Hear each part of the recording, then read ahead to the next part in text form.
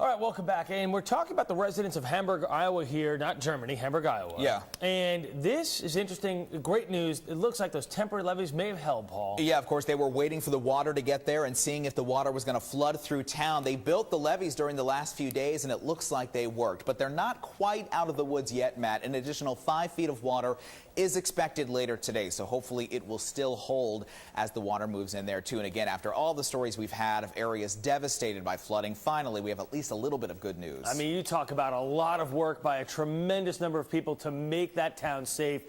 Kudos to them, and I hope it does hold for the remainder of today. In fact, right now you look at Iowa, they do have some showers, by the way, but certainly nowhere near significant rains to make anything worse. So it's just that last surge of water, as Paul said, about 5 feet more is what the water will rise. Hope those levees hold. In the meantime, you got woken up this morning by some storms. Let's take a quick look at the 8 News Storm Tracker radar. It was around midnight last night through 1 a.m. they were through, and now, as you see, they are well off the coast.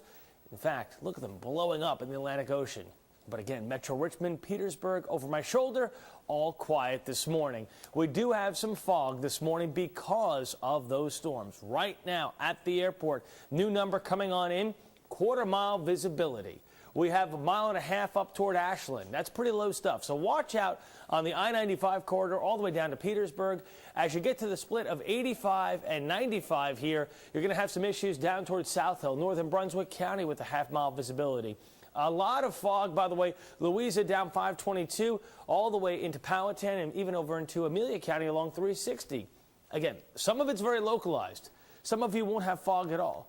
Just be mindful. Paul showed you that one picture of the live camera. I think it was off of 288. You saw the cars going a little slower there with the headlights on. Good idea. Just take a little extra time this morning. 85 degrees, partly sunny at the lunch hour.